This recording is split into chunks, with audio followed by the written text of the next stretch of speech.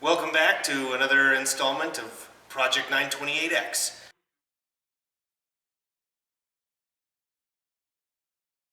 I guess there's been a ton of things that I have done to the car in the last couple months since the last video. So the big one is the Panamera wheels are on. I've got all four of them. It took me forever to save up for all of them, but I've got 245, 40 18s in front and 275 35 18s in the back. The offset on the Panamera wheel is absolutely perfect. The 245s fit without rubbing anywhere, and then the 245s in front and the 275s in back fit perfectly, don't rub or anything. So that changed the look of the car. The purists are going crazy. Everybody thinks I should have phone dials on it if it came with phone dials, which ugly. Second thing, it took me forever to get the doors. So when I got the car, it looked in reasonable shape. Most of the parts were there, and there wasn't any major things wrong with it. But there were all kinds of little things that I discovered once I started getting into it. So it needed a stereo, and to put the stereo in, you got to take all kinds of stuff apart. So as I was taking things apart to put the stereo in, I was fixing them. The big one was the door panels. I discovered only after taking everything apart that the adjuster, the little joystick here that adjusts the side view mirrors, was broken. Just about every mounting hole in the armrest assembly here was broken. As I had mentioned in a previous video, the little button that opens and closes or locks this thing was broken off, so I just took it completely off, and now that opens and closes. I broke this little thing, the locking mechanism, when I didn't realize that this cap pops right off and you undo a screw. I pried it off with a screwdriver and it broke the stud, so I had to re-tap that hole. Don't do that. Take this little cover off, and we need to take that apart.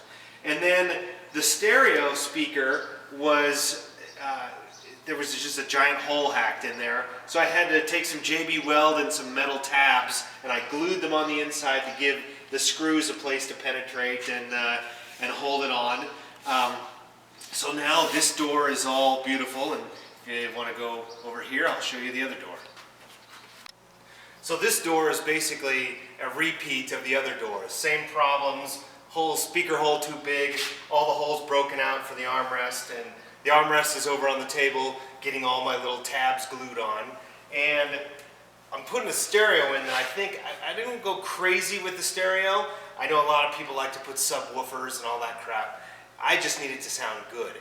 So what I did was I put a tweeter in where the stock speaker goes, and this Rockford Fosgate 5¼ inch speakers I got came with tweeters, and they were only I think I paid $45–50, and they came highly rated.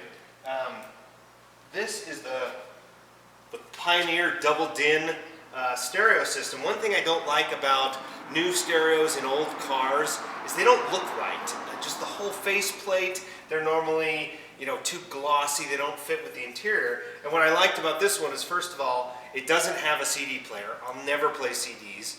This is Bluetooth, connects automatically to my iPhone, and has no display. There's nothing to see when the car is not on. So it just looks like a nice, clean. I get rid of the analog clock and the old, the stereo that didn't exist. So there's my stereo. But since I don't have huge speakers, I wanted to get some good power.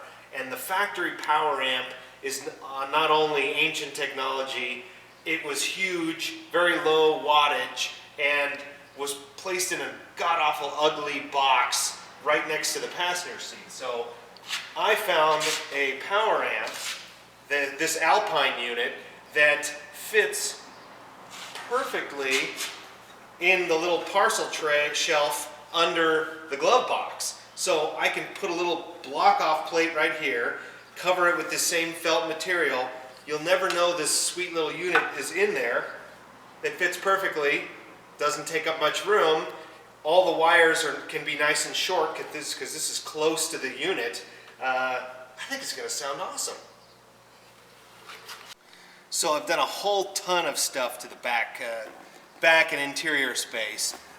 First I mounted my 6x9 speakers, which didn't take a whole lot of extra work. There was a little bit of metal I had to clearance out, but instead of the factory speakers being mounted to the interior panels, now it's mounted via the screws onto the sheet metal behind it, so it's a lot better mounting system.